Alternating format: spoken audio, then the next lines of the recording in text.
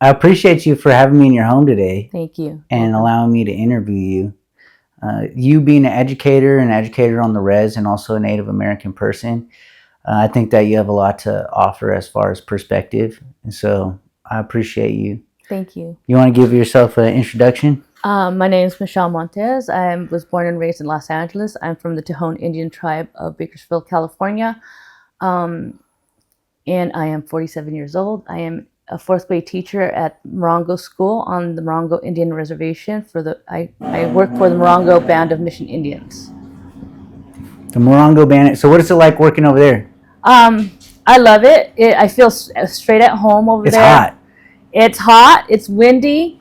I get to work close to the mountains, so you're in nature. So and you work. I get to work with the kids. The kids are who make it worth it. It's worthwhile just for the kids, and being connected with the culture. They're learning their language. They're learning their culture. At the same time, I get to learn about them and learn about myself at the same time too. So I like it. I like it. I've been there for 3 years, almost 4 years, teaching. I started there at sixth grade. Sixth grade was not a wonderful experience, but it was a good experience. The sixth graders there are more older, more tougher, and I'm used to dealing with younger kids. So the next year I requested fourth grade, so I've been at fourth grade for the past 2 years.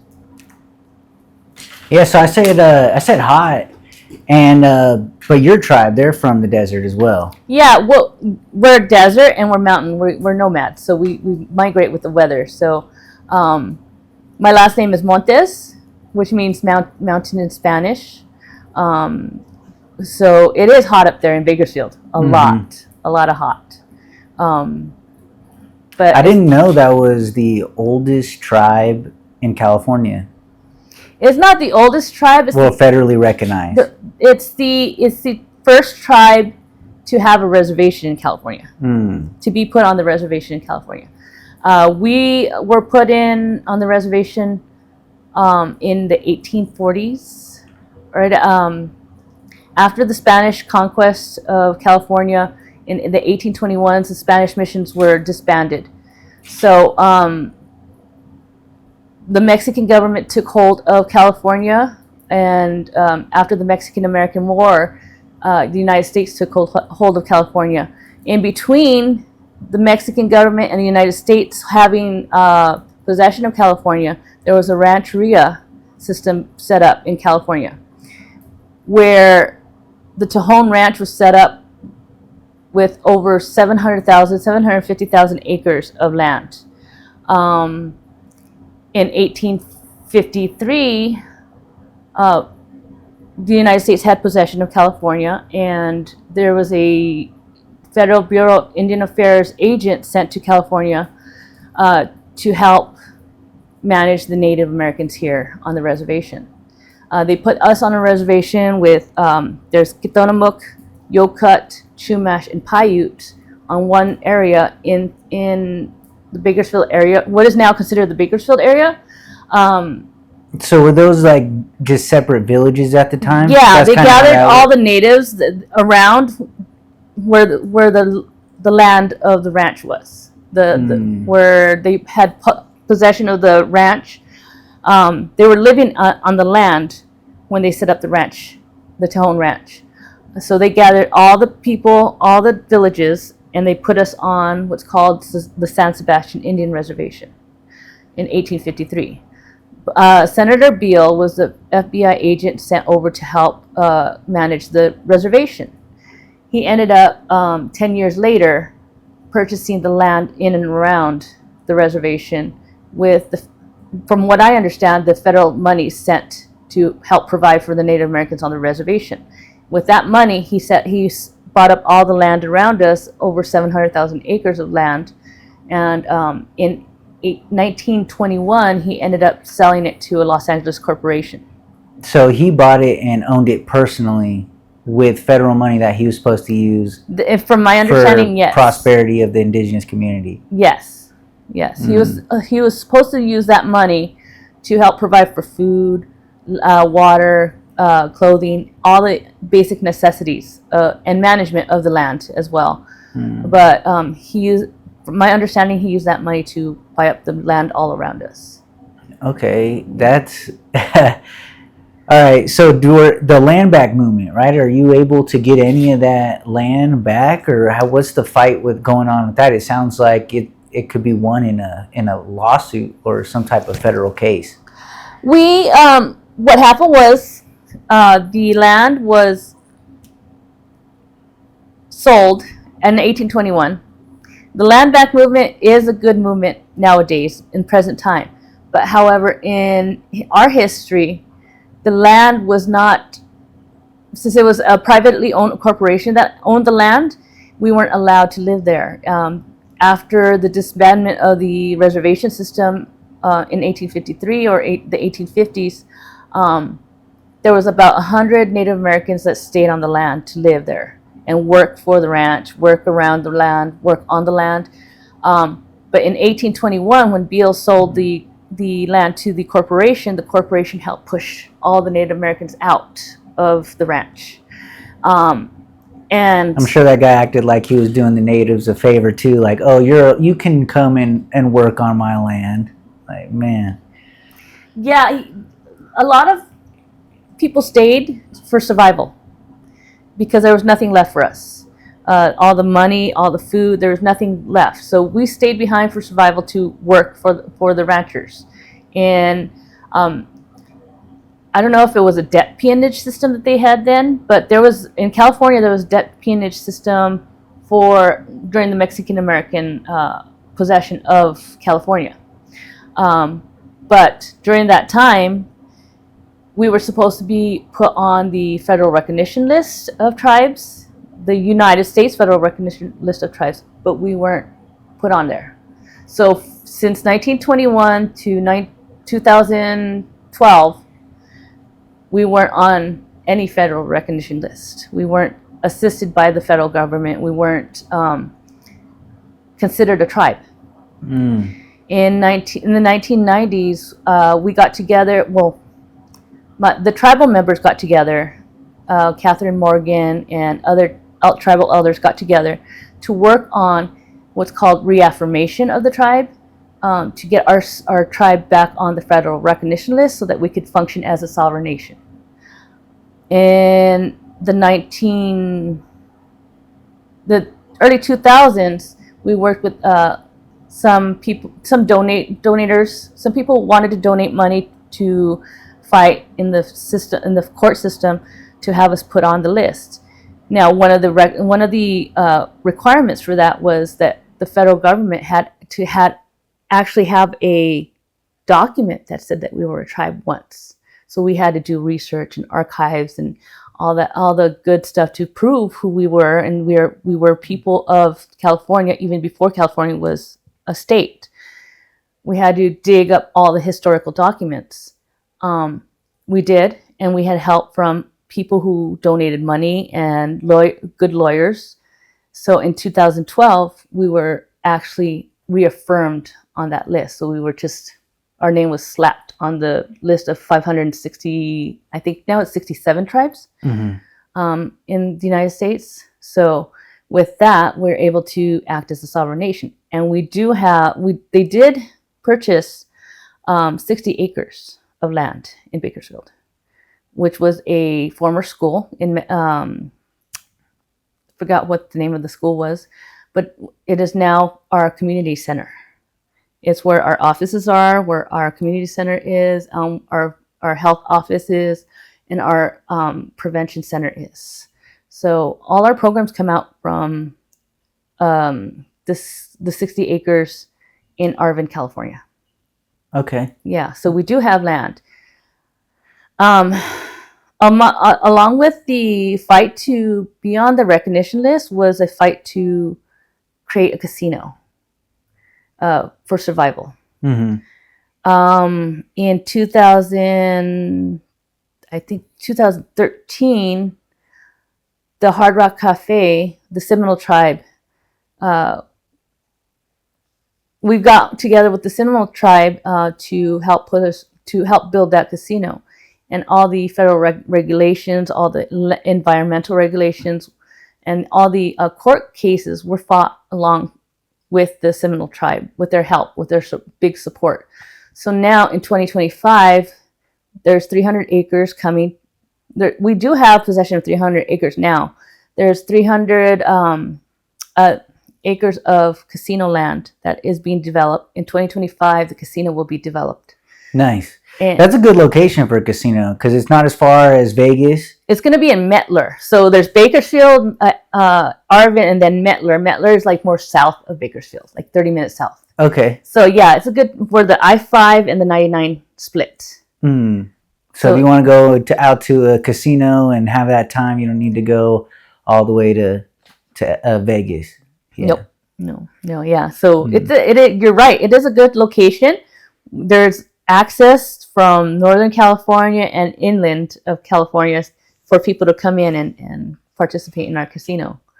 Yeah. That's nice that the Seminoles helped you out. The Hard Rock Cafe was a huge buy for that tribe. Yes. Their per capita is crazy. It's something, I'm not going to say it, but whatever you guys are thinking it is probably like 10 times that. You know, they're doing pretty well over there, the Seminoles. So. I believe they were the first tribe in the United States to own a casino, to be able to run and own a casino by themselves. So, I mean, they've built a whole nation, and they even own the Seminole, the FSU football. Oh, team. No way! Yeah, that's big. That's why they're called the Florida State Seminoles. They own that part too, so they've become big in the United States, and it's a huge deal that we have the Hard Rock Cafe that's helping us. So the casino is going to be titled the Hard Rock Cafe Tejon Indian Tribe Casino. Oh, okay. So they're going to have a Hard Rock Cafe at the casino? Yes. It's going to be all Hard Rock Cafe, and it's going to be a casino, but it's going to be under our tribal name. Yeah. Dang. I wonder, well, I'm sure they're going to make their money back on that situation. That there's probably an agreement in there. I wonder what that would be like. But so yeah, that's amazing that you guys are developing economic prosperity for your tribe. We actually broke ground in December for that. I went up there to go break ground, and I invited Senator James Ramos to come and participate in the groundbreaking as well. He came down and he's San Manuel, right? Yeah, he's San Manuel. He's he's an assembly member at the moment, I believe, right? Yes. Yeah. Yes. Yeah. He comes down and he does a lot of college events and shares a lot of the songs and his knowledge on his tribe and on California Native and California Native issues, the present day issues for Natives of California, and he also has some bills that help Natives, especially he brought about the regalia bill. When kids graduate, they're able to wear their regalia without reparation, without being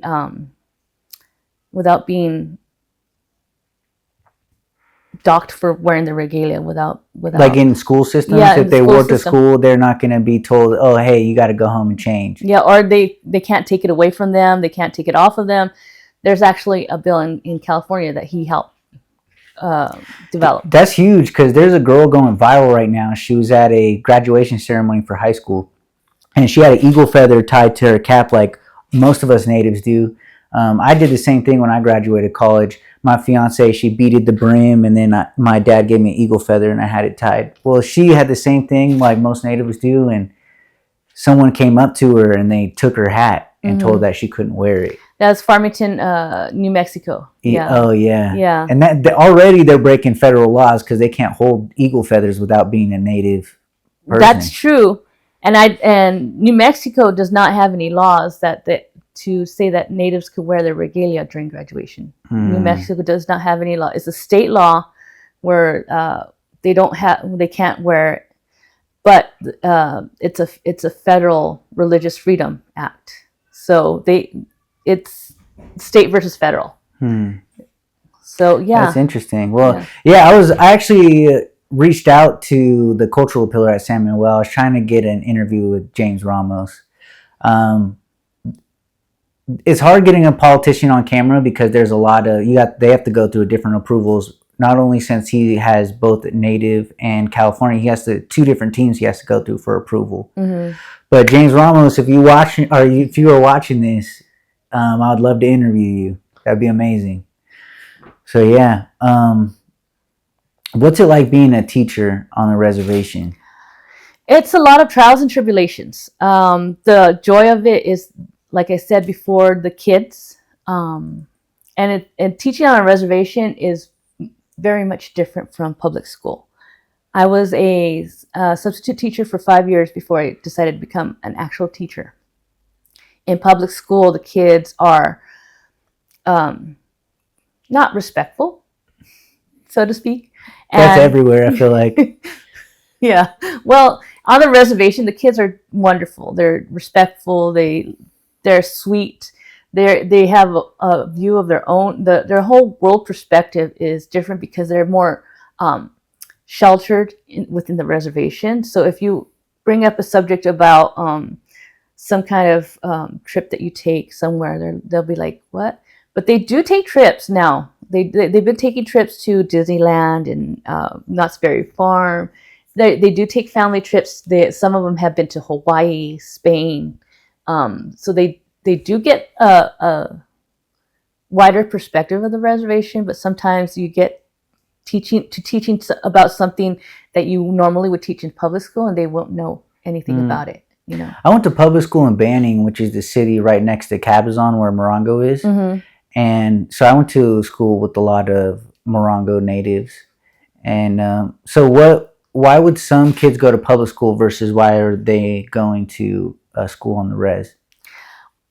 I've seen parents take their kids out of the reservation school because the reservation school has a lot of restrictions, I guess, and the absenteeism is high on the reservation, and you can only miss so many days of school before you get to be kicked out. And some of the things that the rules that we have on the reservation, parents don't like, or parents their schedule cannot handle the reservation school. Our schedule is from 8:30 to 2:10. I think in public school you start at 8 o'clock and come out at 3 o'clock. So I think it's better for parents that way. And I don't know. It varies from family to family. Yeah. The families on the reservation are more private, and they are more open if you get to know them, if you're friendly, and if you you keep them informed of their students' progress. But you also get families who are really busy on their daily life, so they don't get to check in with you. They don't get to check in with the students. They don't have the time to help the students with homework or help them improve their schoolwork. So what we have to do at school is what's called intervention. Mm-hmm. And so we take 20 to 30 minutes every day to help students who are struggling, help them catch up with the rest of the students. So yeah, I know that the Riverside School District does Native Challenge. I don't know if they offer Native Challenge on the res since it's all Native Challenge. But I believe, because when I was going to school in Banning, I was a part of Native Challenge. And so anyone who was a part of Native Challenge, they had additional time where they would be pulled from class and they would do extra reading lessons with students. And then they would also get pulled from class and do other things like sex education or drug education about, how to be safe. We can't talk about sex education. We can't talk about drug education. We can't talk about suicide or the reservation, not the reservation, the mission system at school, because that's what the tribal council has mandated for us. They leave it up to the families, and it's more of a sensitive issue for tribal members. So we don't talk about that, but we do take time every day to pull a student who's struggling, pull them aside and reteach them the material that they need to be taught. Maybe it's English, maybe it's math. Mostly it's math. And maybe it's grammar, writing, anything that they're struggling with. We will pull them aside and help them catch up and help reteach everybody. So would you say that education on the reservation is better than public school as far as how deep within the curriculum you're going and the type of lessons you're learning? I would say for sure. We have a whole new curriculum. The tribal council bought a new curriculum this year. We were able to understand the curriculum while teaching it, and it is better because our class sizes are smaller, really small, from 8 to 15 students per class.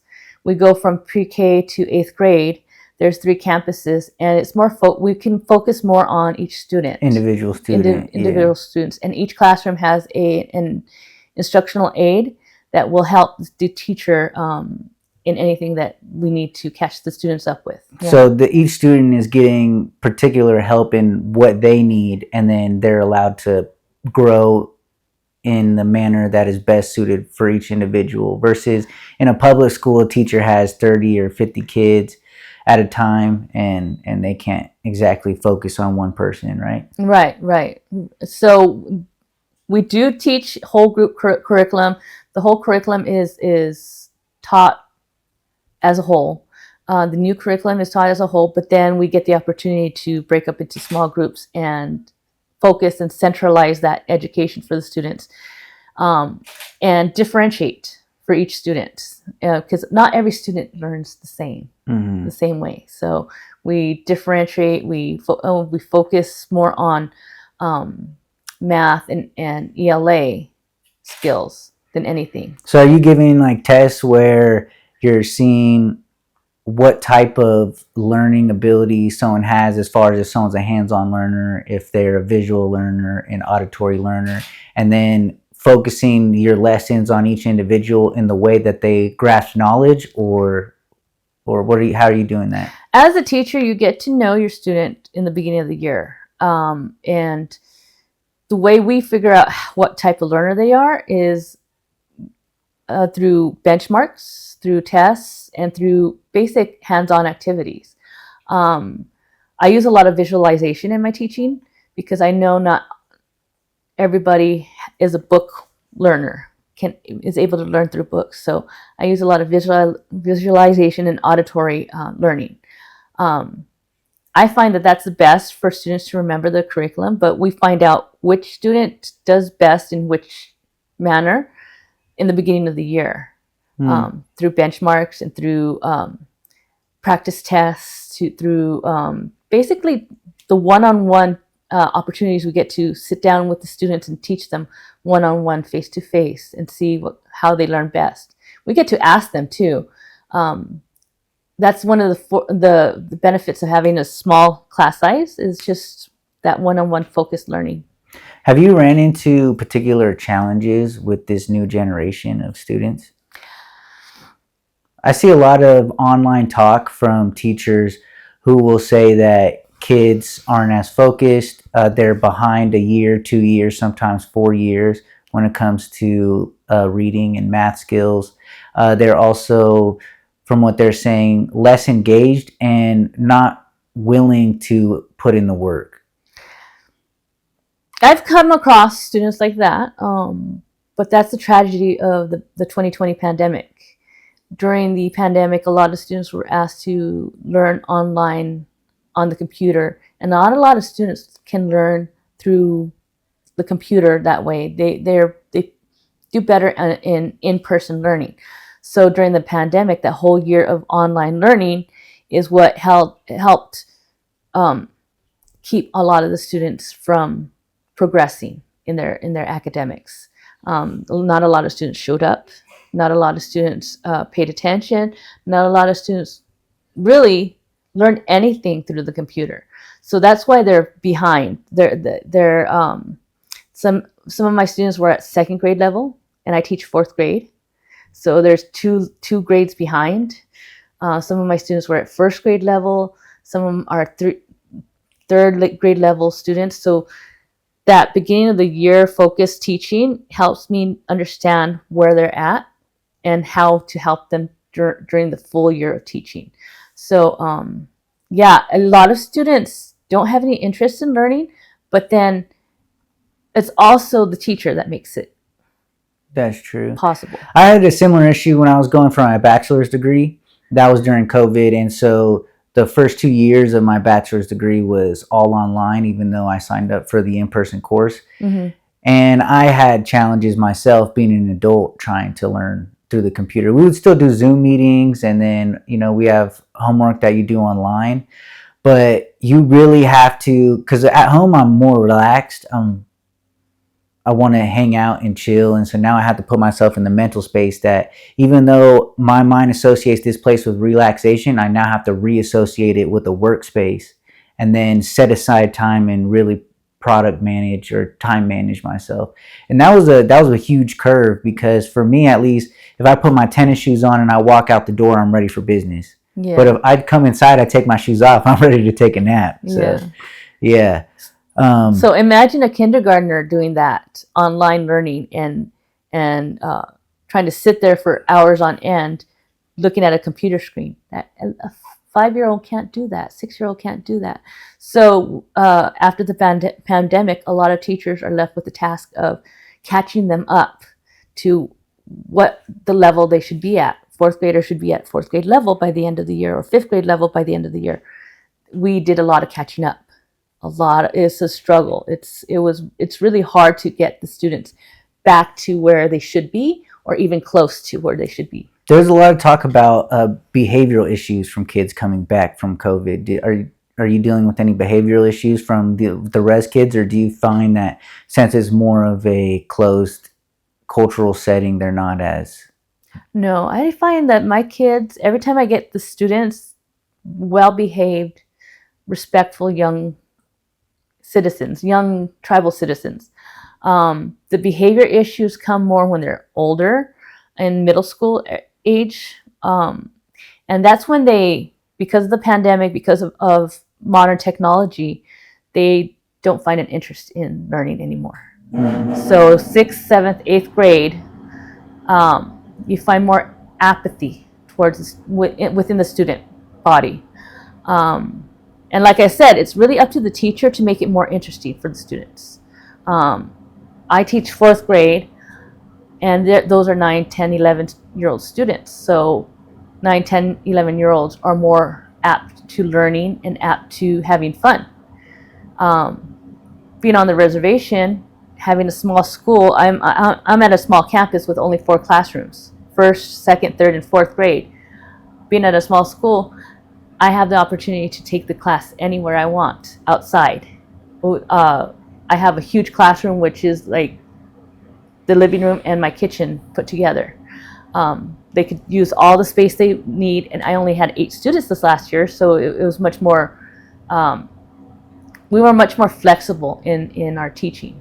So Are you guys doing dual lessons to where you're learning both the traditional type of school curriculum and then as well as like a native teaching space as well? The students do have a curriculum, cultural curriculum. We don't teach it though. Us normal teachers don't teach it. We do. Morongo has a cultural department that's in charge of teaching the language, and the students are learning Serrano and Cahuilla every day. There's a certain time of the day that's set aside for each grade level where we get together and learn through the cultural department. And they bring in workshops. They've been learning about bird singing, about their culture, about the history of their tribe throughout the year. So this past year, there was a lot for the students to learn, and we don't get to teach it. Like I said, I'm learning along with my students, just watching the cultural department teach all their language and the culture. Do you find that students are passionate about learning about their culture? A lot of students, yes. 4th graders, yes. Last 2 years ago, my students who are going to be about to be 6th graders now in August, they were more shy in learning about their culture, learning about their language, and bird dancing. They were more shy. But this last group of students I had, they were more apt to learning about their culture and showing what they know, because these students knew a lot already to begin with. They knew how to bird dance. They knew some words in their language, and they take more kindly to Cahuilla rather than Serrano. Serrano is a hard language for them to get. And my language, my tribal language, is Kitanomuk, so it's more closely related to Serrano. So I was getting the Serrano better than the Cahuilla. I was understanding the Serrano language better than the Cahuilla, while they were getting Cahuilla rather than Serrano. My language, the Yurok language, is pretty difficult because it's a different way of speaking.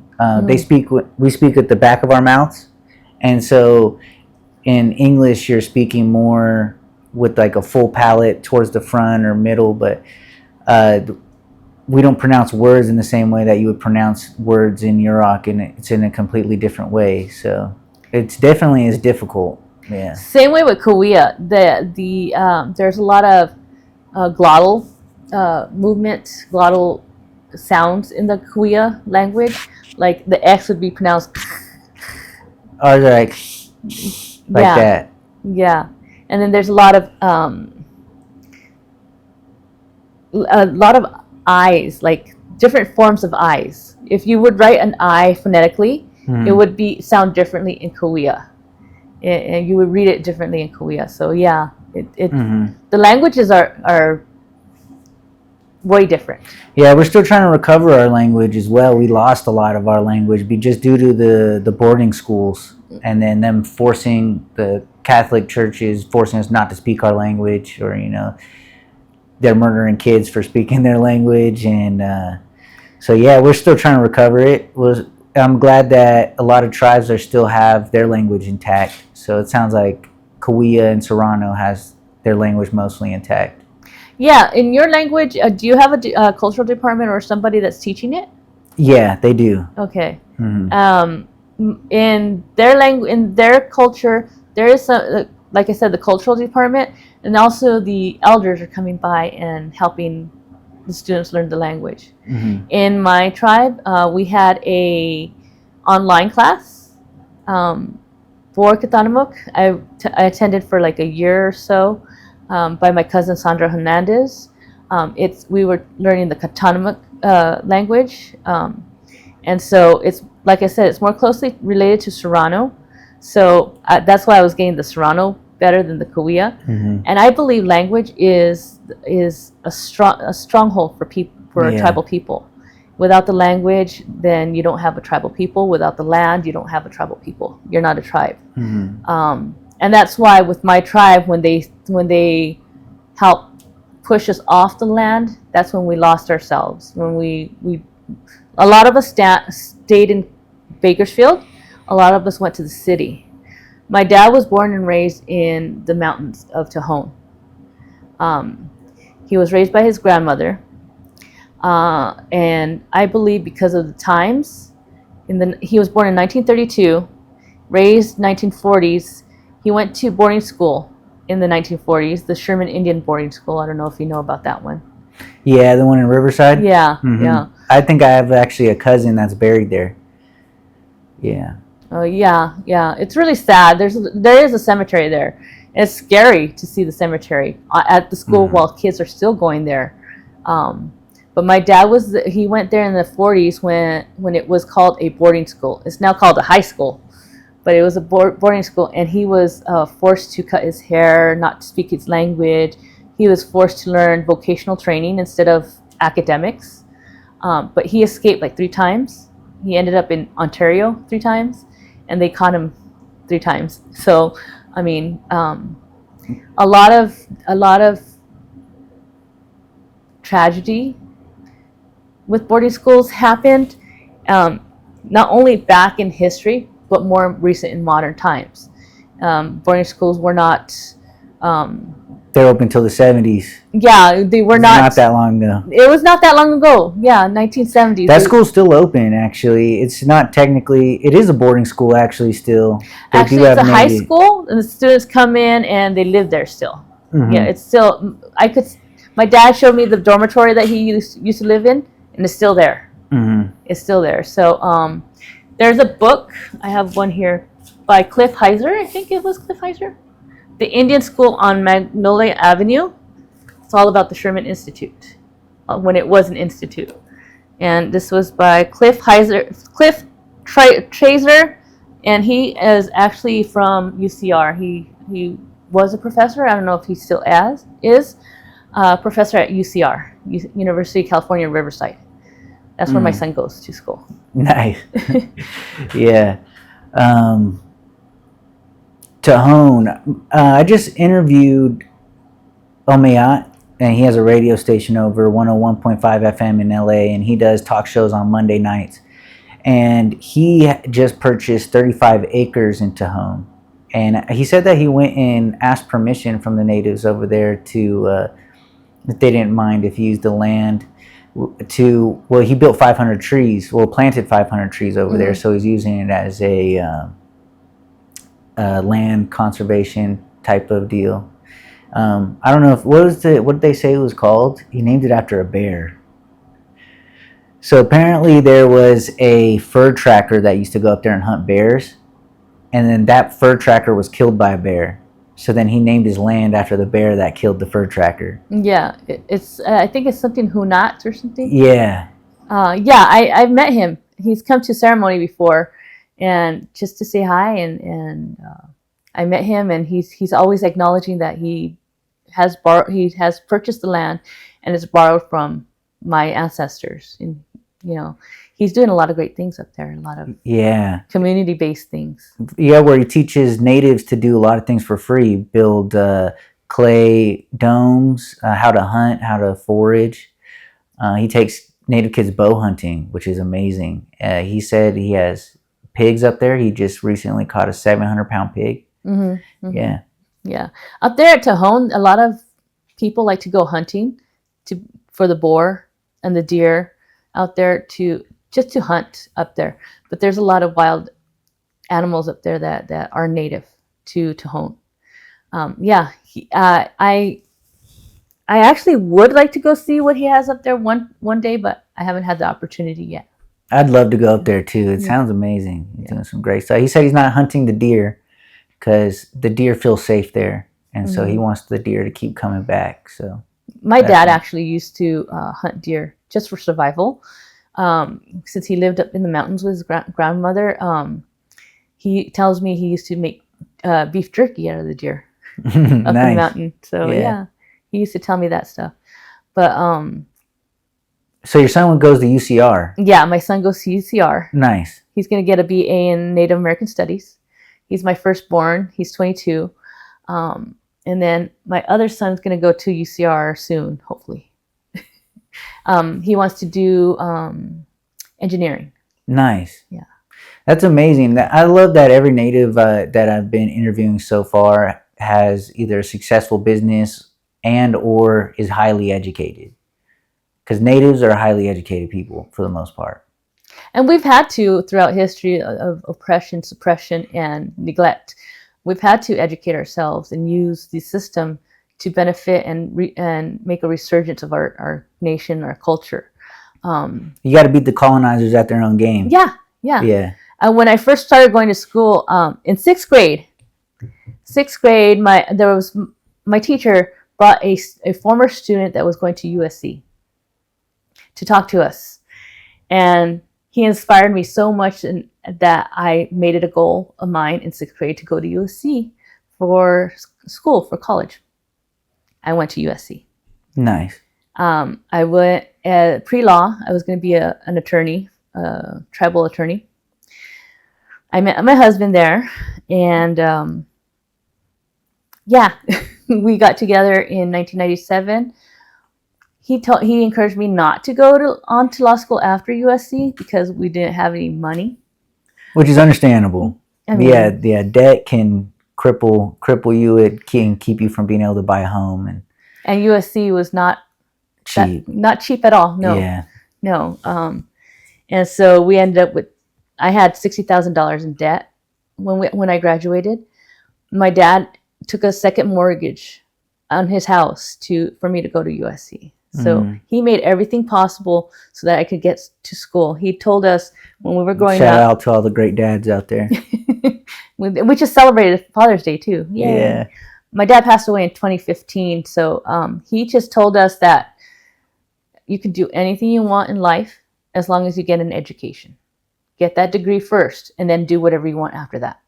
So I took that on as to honor him, and in 1999 I graduated from USC. Nice. And how I became an educator was my husband became an educator first. He graduated USC a year before I did, and he decided to become a teacher, and so he started in South Central LA, and he stayed behind and wait for me while I graduated the next year. He became a teacher. And then upon his getting more units for his credentials, he offered me to go to school. So I was going to get a master's at Cal State LA for history. And so we ended up having children a couple of years after that.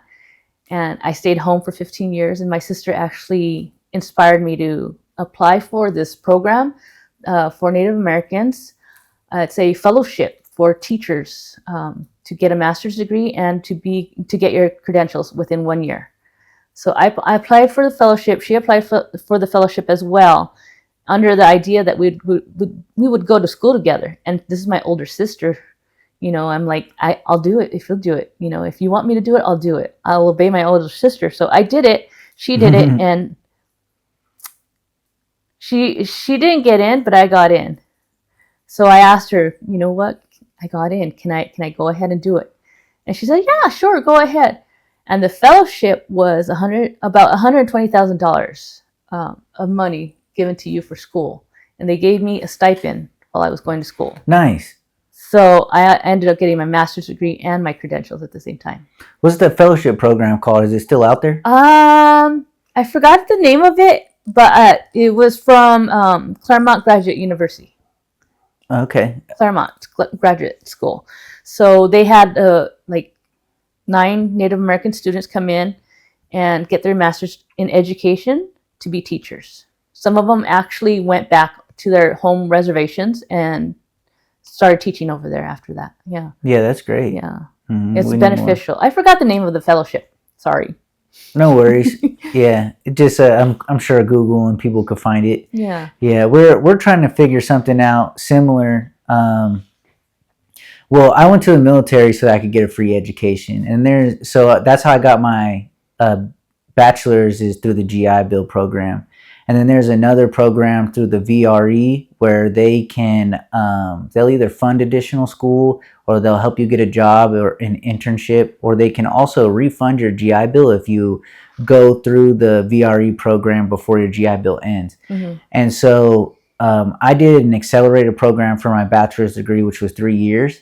And then I used the VRE program to refund my GI Bill so I can sign up for this master's program. Nice. And so luckily I'm able to get my education without having to come out of pocket cost. But with my fiance, she's trying to go to medical school. So we're trying to figure out how we can, pay for that, because that's going to be a lot of money. Yeah. We're working on getting her. She's Yaqui, so we're trying to get her on the roll. She never officially signed up. And there's a hospital that does some type of fellowship program near the Yaqui Reservation where they'll help you get your education. I know quite a few people who claim Yaqui and cannot prove that they're Yaqui because of the records being lost somewhere. Yeah. We just recently talked to someone, and if you have records that you can prove that you're from a specific place in Sonora, then you can. But yeah, you need the records though, for sure. Yeah. My husband's Yoreme from Sinaloa. He's Otomi too. His mom's Otomi. She passed away almost a year ago, but that's how we met. Like, we were at USC. He went to USC for his bachelor's, and we were co-chairs of the Native American Student Association on campus, out of 6 total natives on campus. Nice. Being a private university, there were not too many people, native peoples at this university. So we knew all of 6 native students on campus. But him and I were tasked with taking over the native student programs, student association at USC after the previous president had graduated. So she asked us to be the head of NASA at USC. But one of us had to be the president, but we decided co-chairs. Nice. that takes all the fighting out of the situation. Right. Next thing you know, you're throwing breakfast at each other. I'm going to be the president. You do the work. No. You could do the work today. Yeah. Yeah, but it was quite an ordeal being a native on campus. USC is predominantly Anglo. So, and a lot of Asians go there. Nowadays it's multicultural, but back in the 90s, you didn't hear a Native American graduating from USC too much. So the culture shock was not as great because I was born and raised in the city, but it was still a culture shock because I was a brown person on campus, and I got stared at. So to the point where I got an attitude. And every time I got stared at, because I was brown, I used to turn around and tell people, you know what, take a picture, it'll last longer. Well, yeah, USC even till today is visibly predominantly fair-skinned people, mostly Asian and white people. My friend, he's white, and well, technically he's Irish and Canadian, and he went to USC, and so. Yeah, whenever I'll go visit him, it would mostly just be white and Asian students. And you can visibly see there's not many brown people walking around. You might see one person, if you take a picture and you look, you might find someone in there, like, where's Waldo? But yeah. Yeah. That's because it's a private university, as opposed to a UC system or a Cal State system.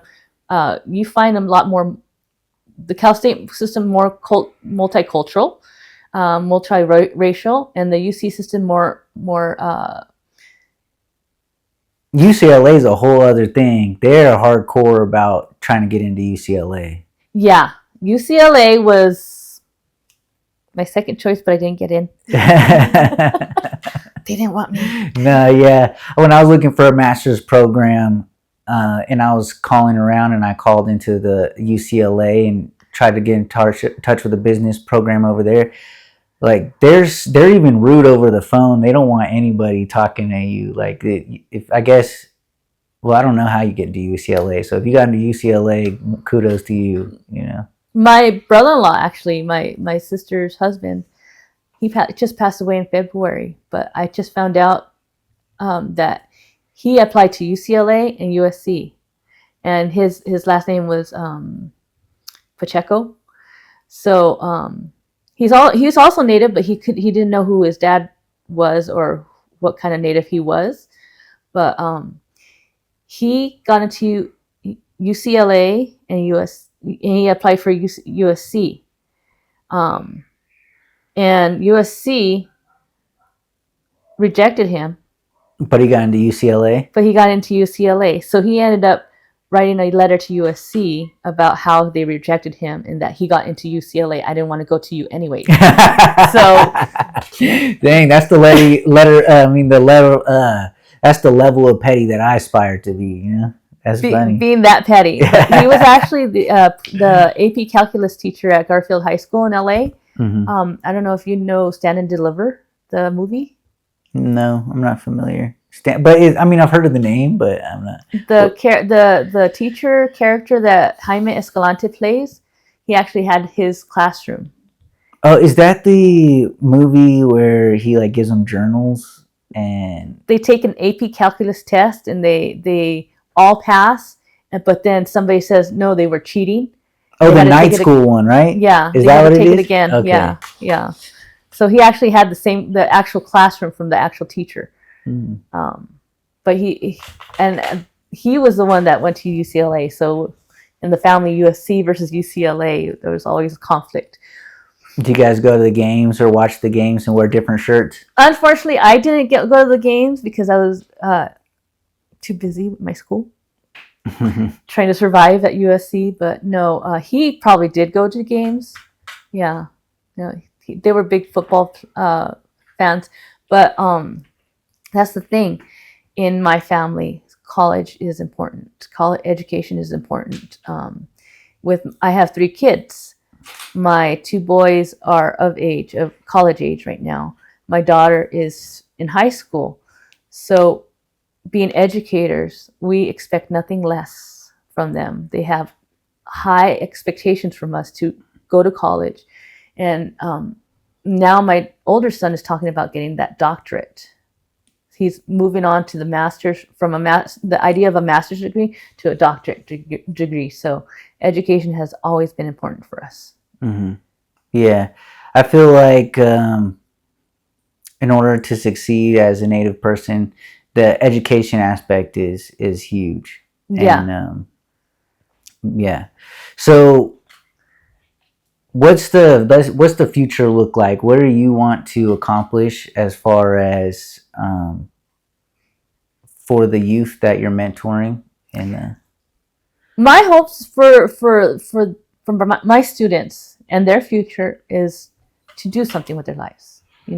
They get the per capita only if they graduate high school. That's the stipulation with the tribal council. They have to graduate high school in order to get a per capita.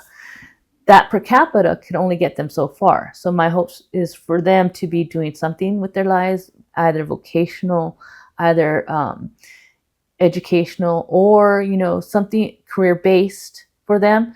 I always promote that they don't have to go to a 4-year college. They don't have to go to a 2-year college. They could do a vocational school. They could do online school. Just get a certificate. I feel like for per capita natives, they're so blessed. It should be college. You should have to go to college, get that education. What I noticed from a lot of natives that go to tribes and they're receiving that per capita, it actually hinders them more than it helps them, because they have that net where they can fall back onto. They don't really have to worry. They may not necessarily have to get a job, and then they end up just being comfortable with the very bare minimum. Yeah. And then it ends up resulting in drug and alcohol abuse a lot of times. You're correct. On the reservation, there is some of that going on, but not a whole lot. Some parents use the per capita for alcohol, for drugs, and sometimes you could smell it when they come around that they smoke the marijuana, they smoke the weed, but it's not for me to say anything. I'm just the teacher. I'm there. The students are learning from me at school what they need to know. So, being a per capita native, you do tend to count on that money to live on, bare minimum, like you said. But most of the parents use that money for family time. Mm-hmm. I see it a lot. They take the kids on trips. They use it for their own family time. But my hopes for my students and their future is to look beyond that and educate themselves so that they could help either their families or their community. Right. That's what I use my education for my family and for my community. I believe it's our responsibility to help our community prosper, not just within our own tribe, but our larger community in general. There's so many reservations, tribes, rancherias, disconnected natives that are out there truly struggling. They don't have food security. They don't have a proper shelter or good access to water, and they don't have access to a good education. And then there's some groups of natives that are receiving a lot of money. And so I don't receive money on my tribe, but I've created a situation for myself where I can now try to help out my larger community. And it's my hopes to inspire other people who are in a position where they are able to do that is what we should be doing. Yeah. For me, my hopes for my future too is, since I wasn't able to go to law school, I'll still go to law school one day though. One day. You can do it. I will. When I'm old and decrepit, I'll go to law school. since I was not able to go to law school, I want to go back and help my tribe develop their education system. One of the tribal goals is to, after the casino, is to develop the community with healthcare, with education and culture. So one of the goals is to build a school system in our land that we acquired. So with the casino funding, that's the goal of the casino, is to help our community, build our community. Yeah. Yeah. So my goal is just to go back and help my tribe, whether it be teaching or whether it be how to develop that school on a reservation. That's my goal. My son challenged me to a doctorate. Mm-hmm. He goes, Mom, when I get my master's, you have to do your doctorate. I'm like, okay. So since I'm challenged by my son, you can do it. I'm gonna end up with a doctorate eventually. But yeah, not right now. I just got done with my master's stuff. Mm-hmm. Well, you're already doing so much for the community. The community needs teachers like you, educated Native women like you, coming back and helping the students, the young children. So that's amazing, and I appreciate you for that. Thank you. I appreciate you recognizing that I do use my teaching abilities for the Native children. That's my life's work there. I brought up my own children in the culture and in the knowledge of being Native. So helping other children learn, it makes me happy. Okay. Thank you. Well, I'm going to come over there and give you a hug on the camera and close out the interview. Well, thank you so much. Thank you. That was a great interview. Thank you.